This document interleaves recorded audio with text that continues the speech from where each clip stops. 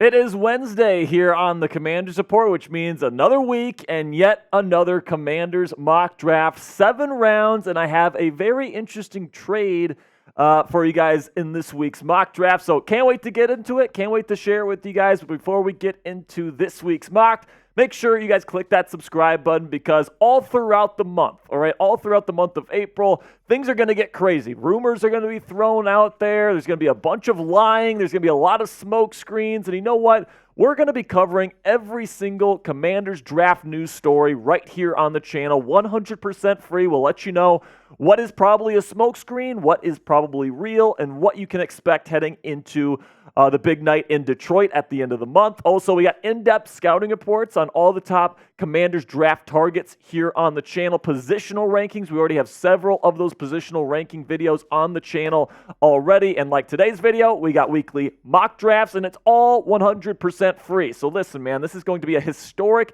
draft for the Washington Commanders. They got 6 picks in the top 100. They got a ton of picks overall, and you got the number 2 overall pick. You're not going to want to miss a single thing right here on the Commanders Report, so make sure you click that subscribe button right now. So I'll start off by saying this, guys. We're going to switch things up this week, all right? Because in my previous mock drafts, I've stayed put at 2, and I've taken a quarterback, either Drake May or Jaden Daniels. But today, we're going to go over a trade down situation, all right? And I'm not just talking about trading down from 2 to 3 like I've done in the past. We're actually going to move down the board a little bit here, and we're going to pick up quite a few big draft picks here for the future of this football team. Now, a little bit of a disclaimer here. I do not want the Washington Commanders to trade down from number 2. So I don't want to see anybody in the comments saying, Jack, why do you want the Commanders to trade down from number 2?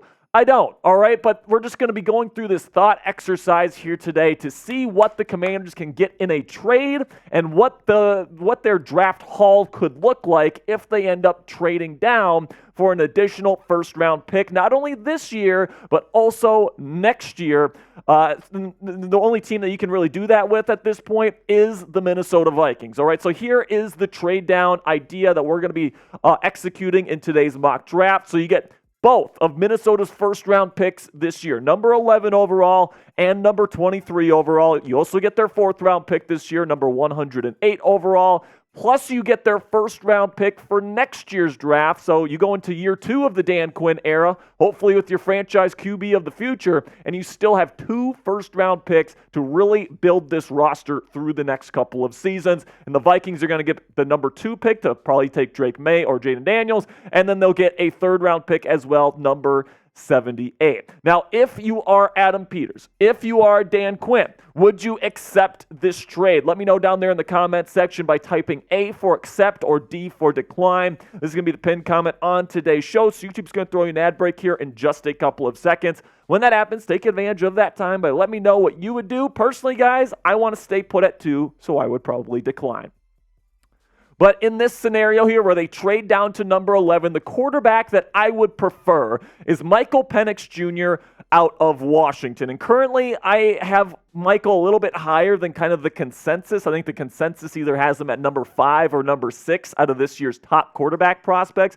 Some people, because of the injury concerns, believe he's going to be a late first rounder or even a 2nd-round pick. But I think if you watch the film with Michael and you see his ability to target down the field, to really dissect defenses and really throw the ball with precision to his weapons, I really think that he is an NFL-ready product, and if he can stay healthy, I think he can be a really successful quarterback in this league, and he would be a really, really good fit in Cliff Kingsbury's offense where it's spread out. You know, there's all these different things, lots of screens as well, and it's a very similar offense to what he ran there in Washington. Lots of spread concepts, and I really do think that he would be a good fit here. Now, the one area that I'd be a little bit concerned is the offensive line. Michael really needs to be protected well. He is a pocket passer after all, but overall, if you're going to trade down, my preference would be Michael Penix Jr. here at number 11. I think that he shows a readiness to play relatively quickly. I do not want Marcus Mariota starting games for this football team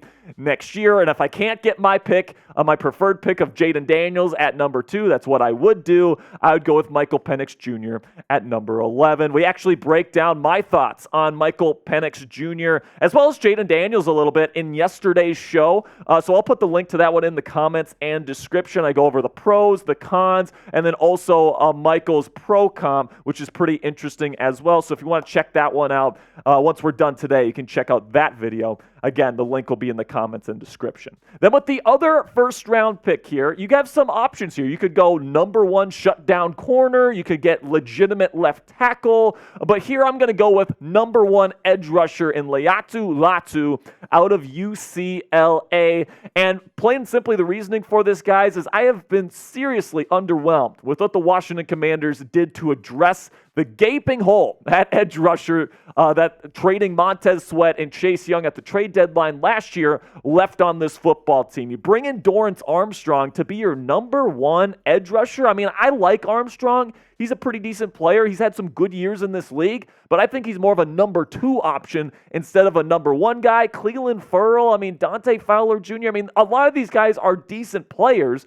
and they're going to contribute to this team. But really, we're going to replace Montez Sweat and Chase Young with these guys here without really getting a true number 1 option on the outside. No, I understand you got Jonathan Allen and Deron Payne. That's really, really good defensive tackle duo. But you need a number 1 edge rusher, and you need somebody to come in relatively soon and assume that role. And for me, I think Latu is absolutely ready to be a number 1 edge rusher in the National Football League right away. And those kinds of guys are really, really rare. Latu is a good run defender. He's got good size.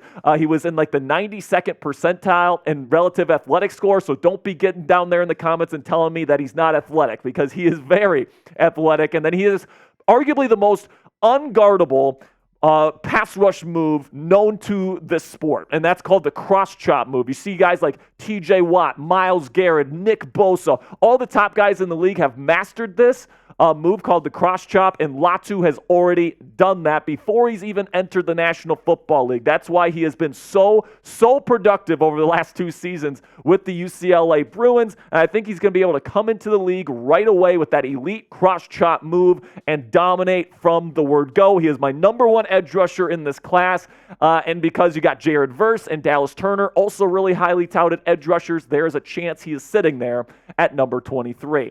Then we get to round 2 here. And I'm going to take Jordan Morgan, offensive tackle out of Arizona. And Morgan is somebody that's not going to wow you. He's not going to be like a perennial all-pro type left tackle. But he's somebody that plays with good technique. He mirrors well. He has balanced footwork. His hand placement is good. And he doesn't have too many holding penalties. So I like and he was also team captain there at Arizona. So I like the intangibles. I like the ability to play with technique, to play good, solid football and protect the quarterback. And that's exactly what you need, especially with a guy like Michael Penix Jr. who needs solid protection right away.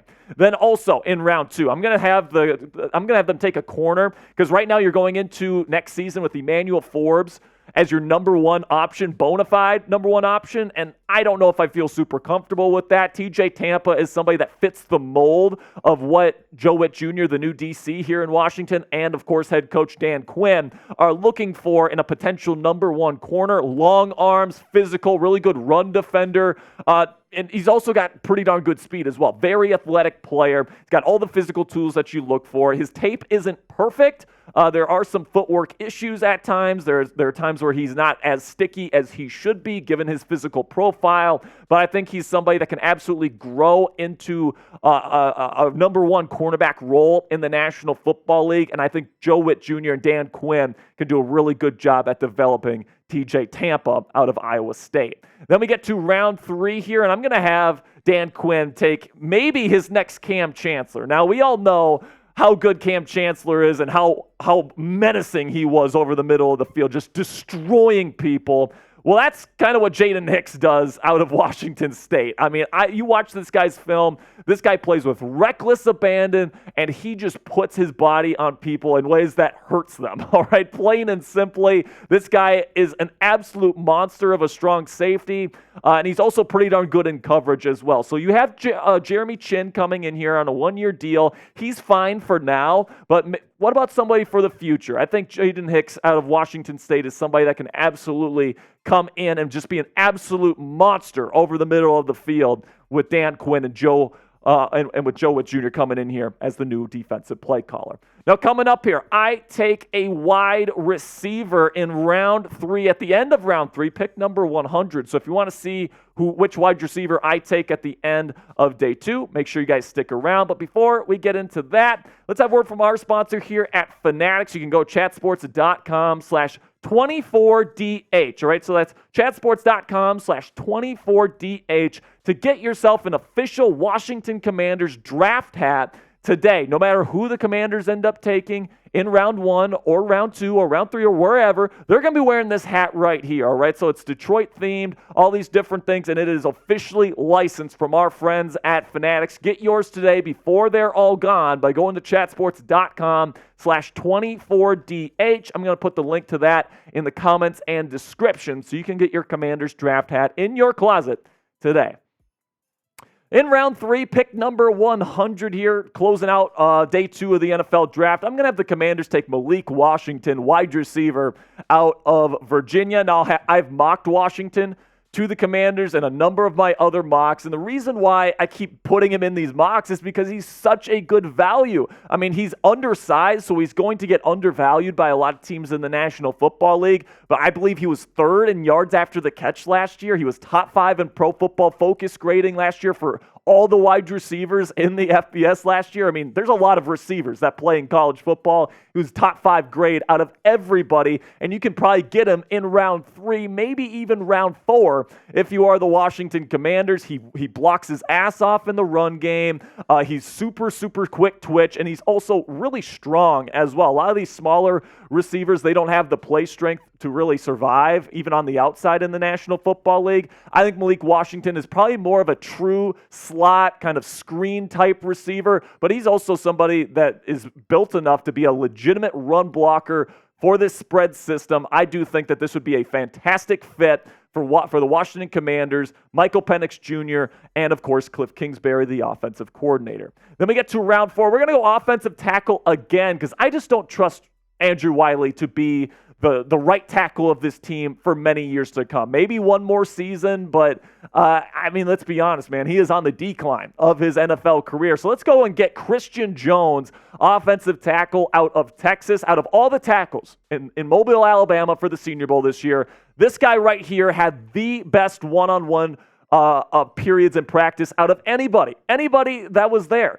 And it was absolutely fantastic to watch. And that includes guys like Tyler Guyton out of Oklahoma, who might be a first-round pick, all right? So this is somebody that has a lot of playing experience there at the University of Texas, and he's somebody that I think can come in and kind of compete for the starting right tackle spot right away. And even if he doesn't win the job in year 1, I think he can assume that role as early or as late as year 2. I really like what Christian Jones brings to the table. He's got good size. He plays with good feet, good hand placement. I think he's severely underrated, and he should be one of the best value tackles in this year's NFL draft. Then in round 5, we get another steal here. Theo Johnson, my number 3 ranked tight end in this entire draft class, falls to us here in this Pro Football Focus mock draft to round 5. I think this guy's probably going to go in round 3 or maybe at the top of round 4. But if Pro Football Focus is going to give him to us here in round 5, I am absolutely going to take that because he is absolutely unbelievable in terms of his versatility.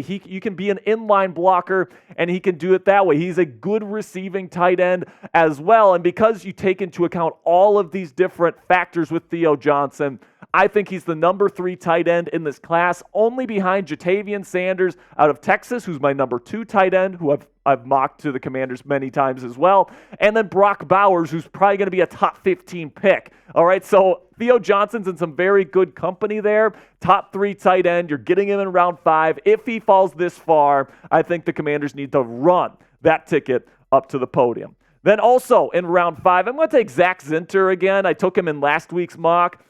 He's somebody that probably would be a round 2 offensive guard if he didn't suffer that really gruesome leg fracture that he had at the end of the season last year. He's not going to be ready to play in 2024. You'd probably have to wait an entire season before he even hits the field, and there's inherent risk with that, especially with these leg fractures.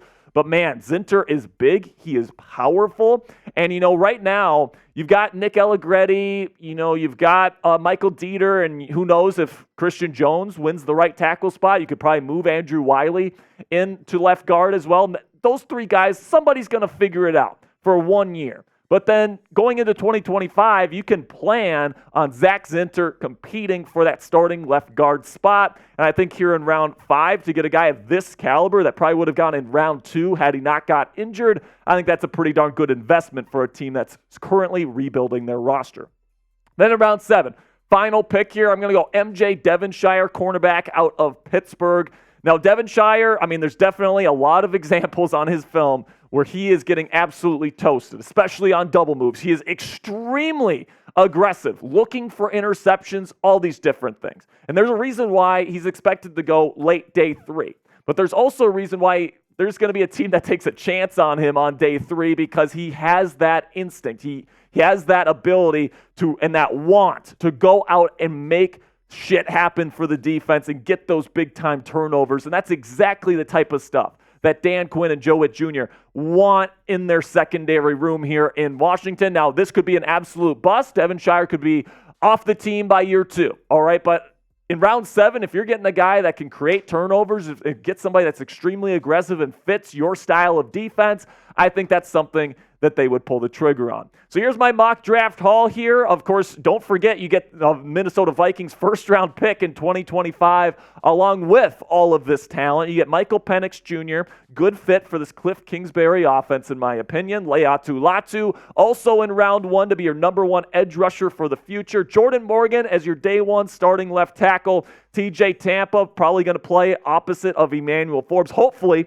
for the next decade plus. Then Jaden Hicks, the strong safety, could be the next Cam Chancellor for Dan Quinn. Malik Washington, slot wide receiver extraordinaire. Really love what he would bring to the table here with this very screen-heavy Cliff Kingsbury offense. Christian Jones, I think somebody that could compete with Andrew Wiley for the starting right tackle spot in camp. Theo Johnson, my number 3 ranked tight end. PFF gives us a Theo in round 5 for some reason. Then we got Zach Zinter, somebody that I think could be the starting left guard for this team starting in 2025. And then MJ Devonshire. Why not take a lottery ticket on somebody that fits this defense? So now that you've seen my mock draft for this week, let me know down there in the comments section. Grade this Commanders mock draft. Give me an A, a B, a C, a D, or an F. I'm guessing if you're somebody that wants to stay put and take Jaden Daniels or Drake May, you probably hate this mock draft, and I could completely understand that, all right? But I just wanted to take one of these weeks here and just kind of see what it would look like if they traded down and they got a different quarterback in round 1, and they picked up an additional first-round pick. So thank you guys for bearing with me. Make sure you click that subscribe button if you haven't already. I really do appreciate all of your support. And again, we are not done whatsoever with our draft content here at the Commanders Report. All the biggest stories leading up to the big day in Detroit, we have you covered. So make sure you guys click that subscribe button right now for nonstop Commanders draft coverage all throughout the 2024 offseason.